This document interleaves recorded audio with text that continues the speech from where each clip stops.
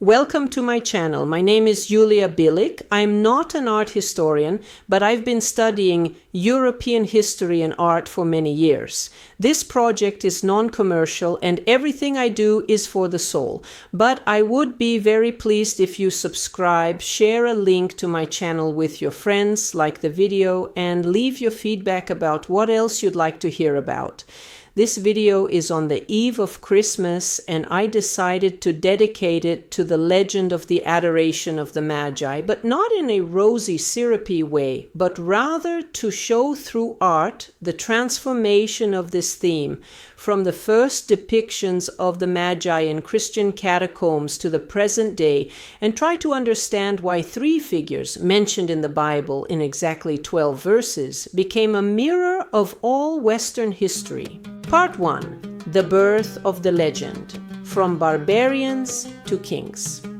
Before talking about Christian art, we need to say something important. The story of wise men coming to the divine infant with gifts was not invented by Christians. 1500 years before the birth of Christ in ancient Persia, there existed the religion of Zoroastrianism. At its center stood the god Mithras, a deity of light, truth, and contracts. He's on the right in the tall cap, and he had his own birth story strikingly similar to what we know from the Gospel. In the Persian tradition, Mithras was a god of light associated with the winter solstice. According to the so-called Armenian infancy gospel, he was linked with the goddess Anahita, called Immaculate. The Armenian infancy gospel is an apocryphal text from the 6th century CE, based on an earlier Syriac original. In the Roman version of the cult of Mithras, the god is born from a rock in a cave, an image that echoes the Christian tradition of Christ's birth in a cave, where Eastern Magi came to worship. But the most important thing for our story is the Magi. In the Persian tradition, Magi were priest astrologers who served as advisors at royal courts. They read signs in the heavens, predicted the birth of great rulers, interpreted dreams. When a king was born, Magi would come with gifts. This was a mandatory ritual of homage. This practice was so important that it even entered historical chronicles.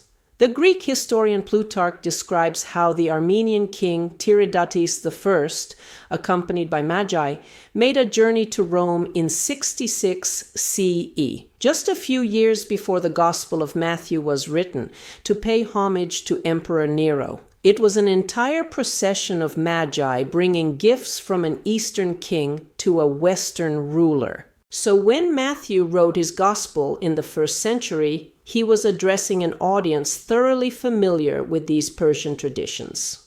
The entire Middle East knew about the Magi, their ability to read the stars, and the ritual of bringing gifts to kings. In the Bible, in the Gospel of Matthew, it says, "After Jesus was born in Bethlehem in Judea, Magi from the east came to Jerusalem and asked, 'Where is the one who has been born King of the Jews? We saw his star when it rose and have come to worship him.'" Matthew gives us only 3 words, Magi from the east. In Greek, magoi. Magoi are precisely Persian Zoroastrian priests. It doesn't say exactly how many there were. Origen, in the 3rd century, was the first to mention 3 Magi, while the Eastern tradition often spoke of 12. Matthew didn't choose Magi for his story by accident. This was a powerful theological argument. Even the priests of the ancient Eastern religion, those very ones who served Persian kings and worshipped Mithras, recognized the true God in the infant. The universality of the Christian message began with the most recognizable image: Persian wise men coming to worship a king. Historian Sebastian Brock writes in The Magi in Syriac Tradition. Undoubtedly, among converts from Zoroastrianism, certain legends formed around the Magi from the Gospel. And researcher Anders Hultgård in The Magi and the Star, the Persian background in texts and iconography, concluded that the gospel narrative about the Magi was inspired by Iranian legends about Magi and a star, connected with Persian beliefs about the rising of a star predicting the birth of a ruler, and myths about the manifestation of a divine figure in fire and light. Christian tradition transformed these three words of Matthew into a 2,000-year cultural drama about power, race, colonialism, and the universality of salvation. But it all began with a Persian motif familiar to every inhabitant of the first-century Roman Empire. The earliest image of the Magi can be found in the catacombs of Priscilla, in the Greek chapel, dated to the mid-3rd century. Here we see three Magi of equal size in tall caps, in identical short tunics, though colors vary, and apparently of the same age, bearing gifts. They move with wide strides in a submissive half-crouch. This is, for example, analogous to a motif on Trajan's column. This drawing helps to better examine this scene, and there were many such images. The early church borrowed the visual language of power from the Romans. The number of Magi varied until the number 3 became established, influenced by the 3 gifts in Matthew: gold, frankincense, and myrrh. The 3 gifts have 3 interpretations. Gold represents kingship, frankincense represents divinity, myrrh represents death. Next, we see Roman sarcophagi, and the first is the so-called dogmatic sarcophagus from 320 to 350 CE. Here again we see that the Magi wear Phrygian caps, short tunics, and trousers. This was a symbol of the East in Roman art. This is how Romans depicted Persians, Phrygians, Dacians, all barbarians from the East. This same cap was an attribute of the god Mithras, but here a reversal of meaning occurs. In Roman art, this clothing signified a conquered enemy. In Christian art, it means that even those whom the Romans considered barbarians recognized the true God. One of them points to 3 circles above Mary's head, symbolizing the star. Incidentally, the star was depicted in different ways, with varying numbers of rays, and sometimes even in an image located next to the adoration. We see the same thing on other sarcophagi. This is the Pio Cristiano sarcophagus from the Vatican, approximately 4th century CE. Here, the same composition and clothing, and the first Magus points to the star. But here, it's 5-pointed. An interesting detail: the Magi carry gifts in different vessels, boxes, jars, caskets. Each gift is individual, and the infant always reaches for these gifts, joyfully greeting the guests. This is still a very humane, warm scene, without the imperial splendor that will appear later. And in all these images, the Magi are of the same age. Ravenna, 6th century, a Byzantine mosaic with the names Melchior, Gaspar, Balthazar. The Magi become 3 ages of man and receive names. These inscriptions are probably the earliest appearance of the Magi's names in Christian art. Perhaps they appeared under the influence of Syriac Christian traditions. The Eastern appearance in the Ravenna mosaics is expressed brightly and festively. The Phrygian caps became even more decorative. The Anaxarites' trousers are covered with bright patterns, zigzags, rhombuses, floral motifs. This is a festive, solemn procession, but still a procession of Eastern barbarians recognizing the new king. And very importantly, a new symbol appeared. All people, both old and young, came to worship Christ.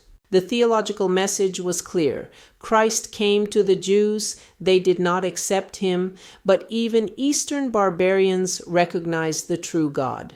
But the transformation of the image was only beginning. Next, the Magi would become kings, lose their Eastern clothing, acquire continents and races, turn into an imperial symbol, and into a battleground for historical memory. Part 2, The Birth of the Kings. From the 10th century, crowns begin to appear in depictions of the Magi. The transformation into kings is connected with the prophecy, "The kings of Tarshish and of the isles shall bring presents." This was political theology of the Crusades era. Look at this capital from Cologne Cathedral, 12th century, France. The capital depicts an episode from the Gospel of Matthew. And having been warned in a dream not to go back to Herod, they return to their country by another route. An angel awakens the Magi to warn them not to return to Herod. The sculptor Gislebertus of Autun created one of the most beloved images of the Magi. He not only masterfully conveyed the texture of the blanket and details of the crowns, but was also a magnificent storyteller with a sense of humor. The angel gently touches the hand of one of the kings. Look how the king's eyes are wide open. This is a magnificent expression of someone who has just woken up, especially from an angel's touch. The symbolism is deep. 3 kings from different countries sleep together like simple people. A renunciation of luxury before a spiritual mission. This is a model for knights and kings of the 12th century setting out on pilgrimage. By the beginning of the 13th century, the Magi definitively become kings. Emperor Otto IV depicted himself on the shrine of the Magi without a crown. Even emperors must renounce earthly power before Christ. In depictions from this period, the Magi removed their crowns before the infant. Giotto in the Scrovegni chapel shows the crown of the old Magus lying on the ground. The message is clear. The greatest earthly rulers bow before the heavenly king. The Adoration of the Magi by Gentile da Fabriano was the most expensive commissioned work of its time. A very large amount of lapis lazuli and gold leaf was used, partially embossed in relief to create a 3-dimensional effect. This is visible, for example, on the rider's spurs and sword hilt. We see continuous narrative here. The Magi's journey from the star to their return home is shown in 3 episodes in the background, visually separated by the 3 arches of the frame. The first independent frame in the modern sense. This was a revolution in design. Look at these details, the pseudo-Arabic inscriptions on Mary and Joseph's halos, the luxurious Eastern fabrics, silk, velvet, brocade, this long royal procession with hundreds of courtiers and servants. Note that in the predella, instead of the medieval gold background, blue sky, the beginning of Renaissance interest in nature. This is practically the last triumph of medieval aesthetics before the Renaissance Revolution. A manifesto of luxury, gold, and narrative mastery, the swan song of international Gothic. And also, notice, here the infant doesn't reach out for the gifts, but rather blesses the Magus. And my favorite, Rogier van der Weyden's St. Columba altarpiece, a triptych painted around 1450 for the Church of St. Columba in Cologne. This is its central part, the Adoration of the Magi. Unlike Gentile's golden magnificence, van der Weyden emphasizes psychological depth. Attention to subtle emotions is evident and makes the painting memorable. Mary's face radiates pride, adoration, and humility. There's also innovation here. The walls to the right of the adoration panel show the exterior of the Jerusalem temple. Bethlehem and Jerusalem coexist on the panels, a bridge between the Old and New Testaments. Goethe noted that there is no place on the panel not worth examining with a magnifying glass. This is Northern Europe's answer to Italian Gothic. Instead of gold and exoticism, emotional truth and technical virtuosity. Oil painting allows conveying what is inaccessible to tempera, depth of feeling, subtlety of light, reality of textures. This is not the swan song of the old world, but the birth of the new. Art where the internal is more important than the external. Part 3, 15th to 16th centuries. 3 ages, 3 races, 3 worlds. The process of Balthasar's blackening was gradual. Around the 10th century, black servants begin appearing in the Magi's retinues, but Balthasar himself is first depicted as black only in the first quarter of the 15th century. The Venerable Bede, 8th century, describe Balthasar as swarthy, fuscus, but nothing more. This is his manuscript you see on screen. The appearance of a black Magus is connected with several factors.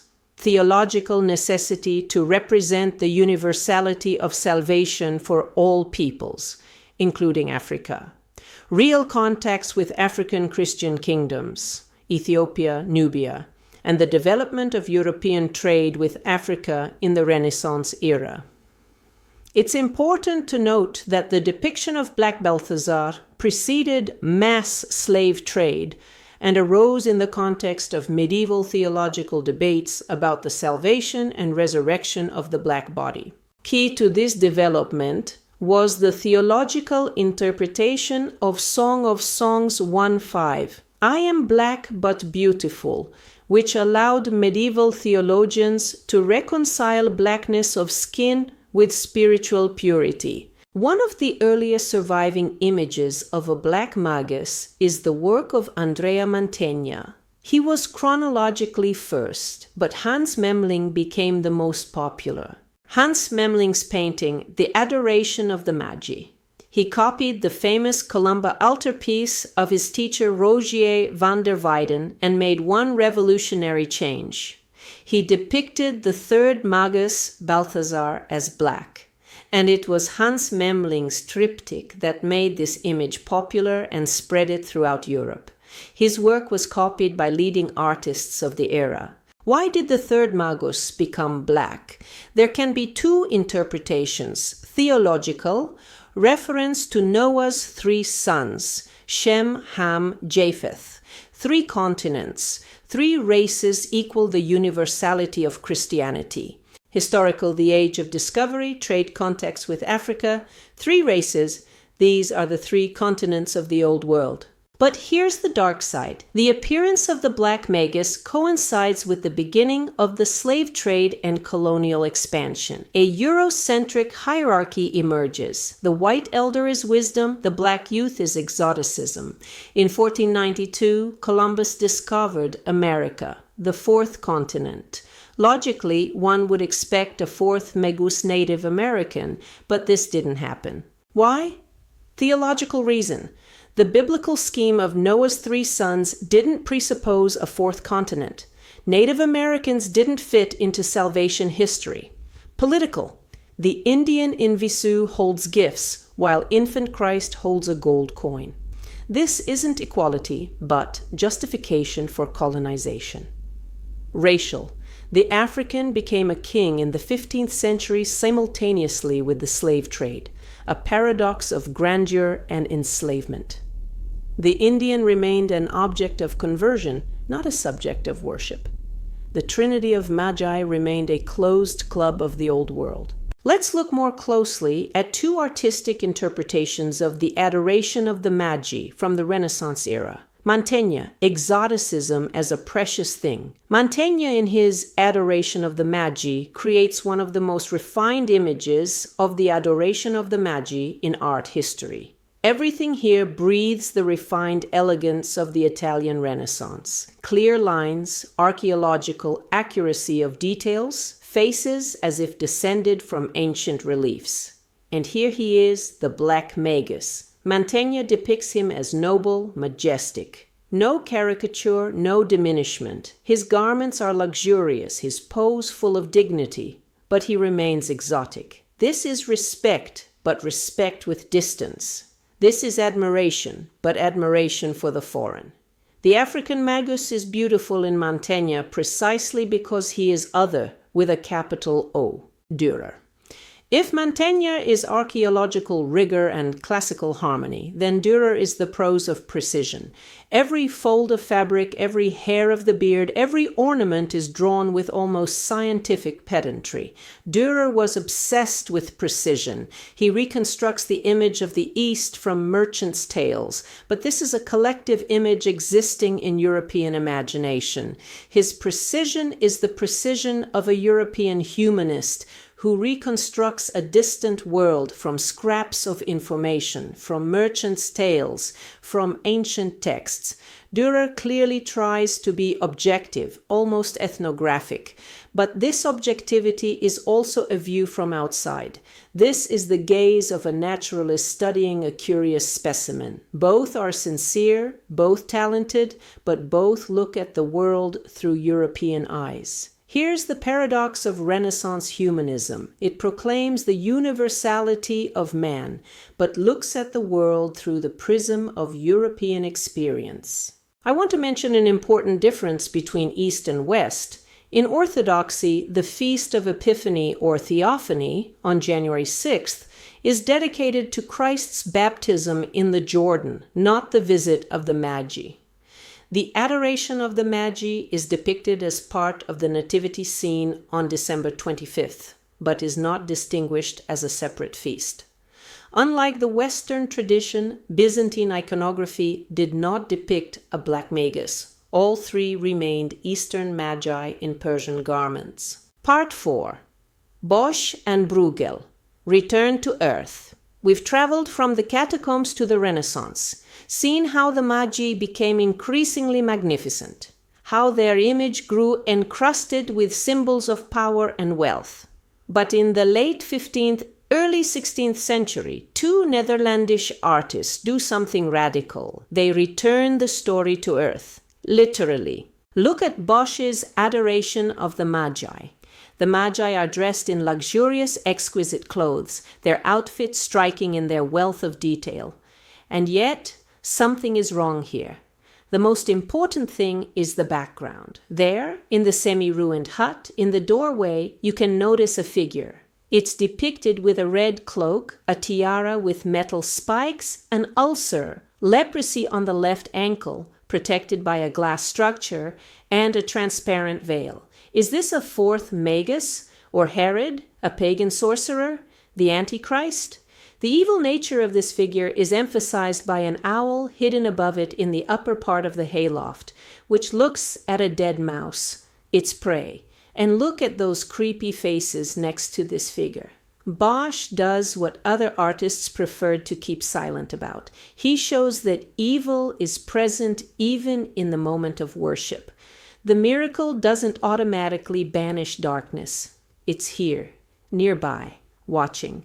Bosch doesn't abandon the traditional magnificence of the adoration scene, but fills it with his special, disturbing atmosphere. Look at the figures of shepherds peeping from the roof and the side. They look more like bandits. To the right in the distance, a wolf attacked a traveler. On the central panel, a brutal battle begins. There, but slightly below, Joseph is depicted sitting on an overturned basket. He's drying swaddling clothes, a detail reflecting folk ideas about a deceived husband. Dutch priests had to make considerable efforts to direct their parishioners' thoughts on this matter in a pious direction. Where other artists see only piety and grandeur, Bosch notices human imperfection, vanity, the possibility of deception, even in the most sacred moment. And now Peter Bruegel the Elder. And he goes even further. Try to find the Magi in this painting. Found them? They're there, in the crowd, among dozens of other figures. Villagers, soldiers, curious onlookers. Everyone has gathered, but most of them don't even understand what's happening. Bruegel shows the miracle as an event that's easy to miss. There's no dramatic light from heaven, no angels, no golden radiance. There's a gray winter day, snow, an ordinary Flemish town, and somewhere in this chaos, 3 Magi and an infant. Look at the faces. Someone is looking in a completely different direction. Someone is running to the tavern to drink and forget in drunken stupor. A child is riding on a horse's jaw on the ice. This was a common children's pastime in medieval Netherlands, using animal bones not only as skates but also as primitive sleds. Men are drawing water from an ice hole.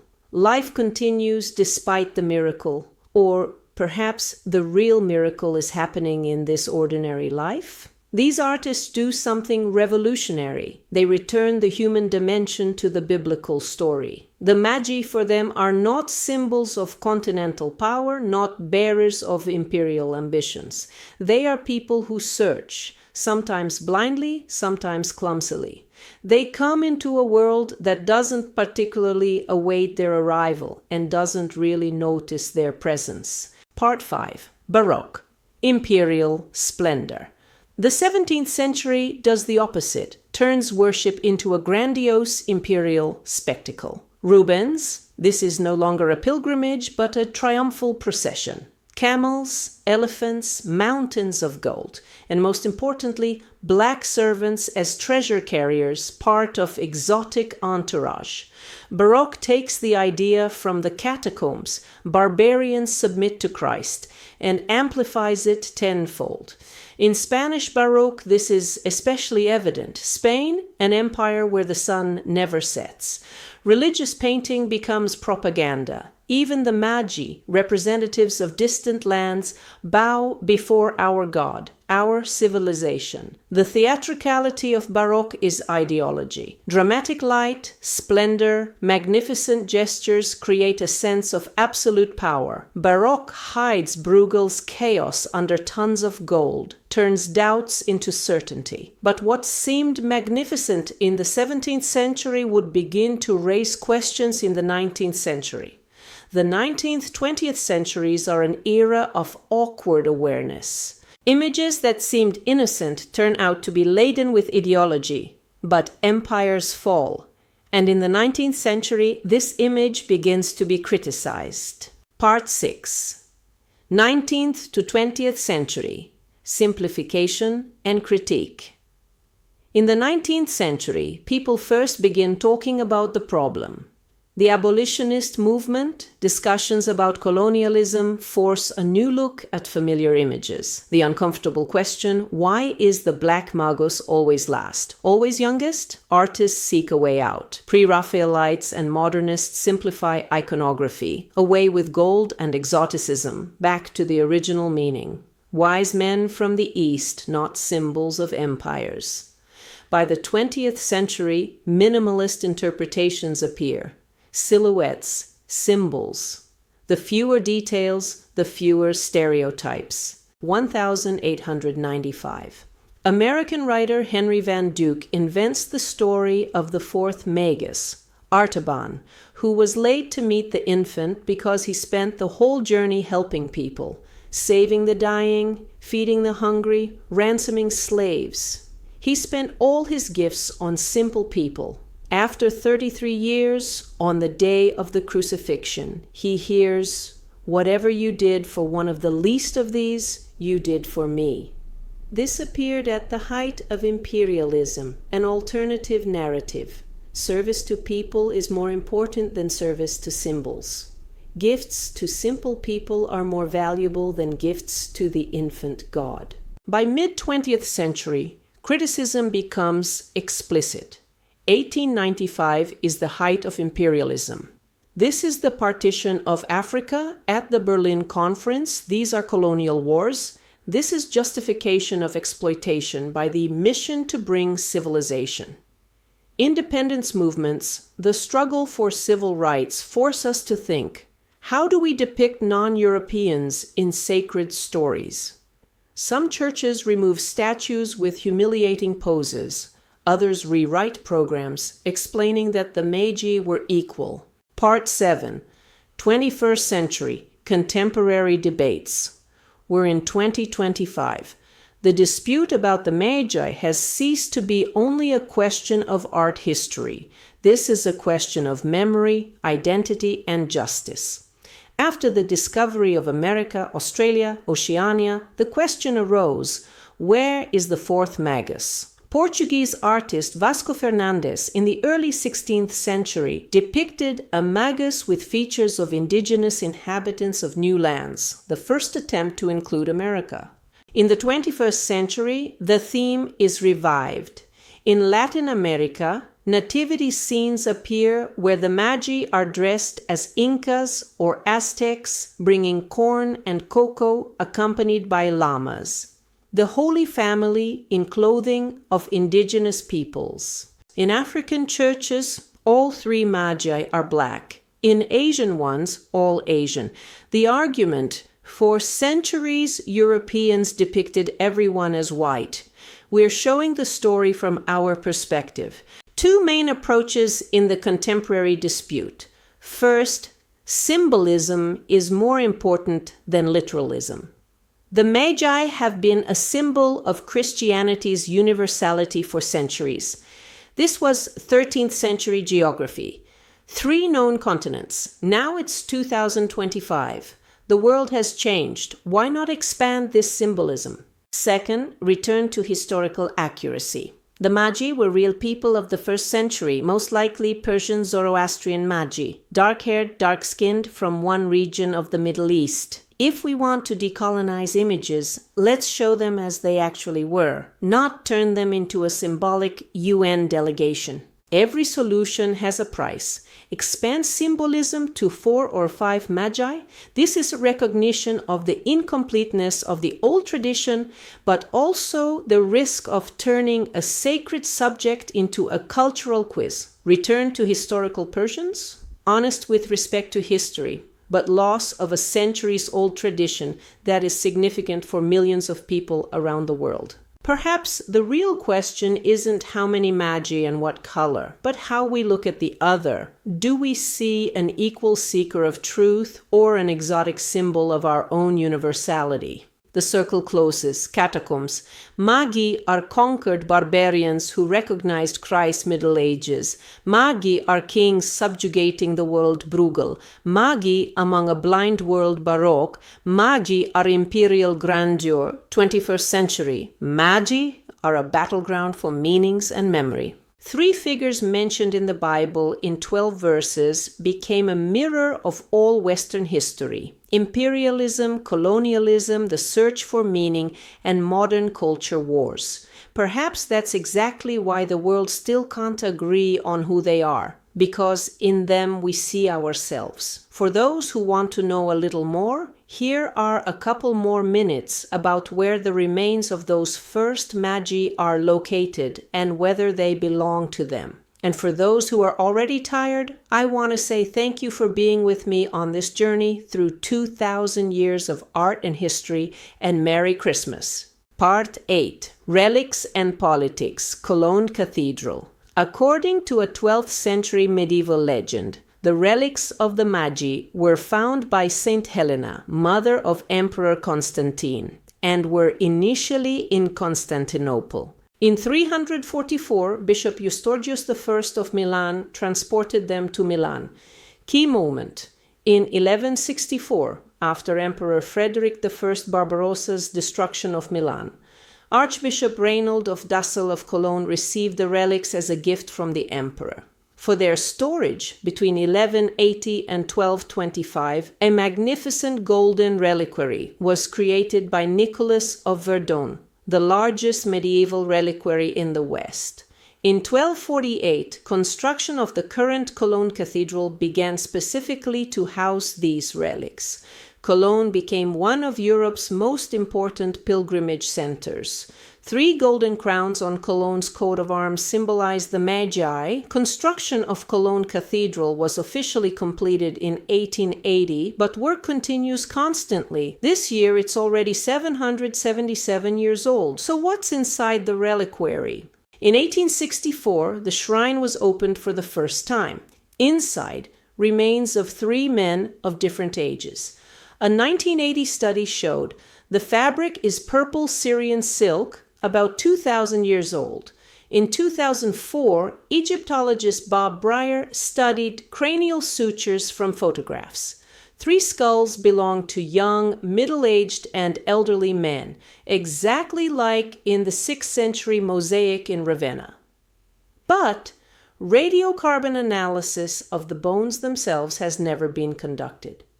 As the cathedral custodian said, "No one can prove these are the Magi, but it's impossible to disprove it either."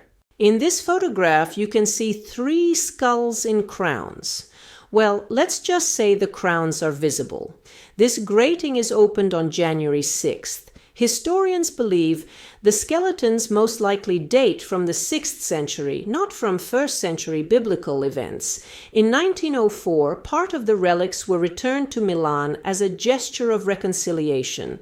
For believers, these are sacred relics. For historians, evidence of medieval culture. The magic of these relics is not in proofs, but in faith. And this faith made Cologne a spiritual center of Europe for almost 1,000 years. That's all, and thank you for being with me on this journey through 2,000 years of art and history. Subscribe to my channel. The new year will be even more interesting. Until next time, and Merry Christmas.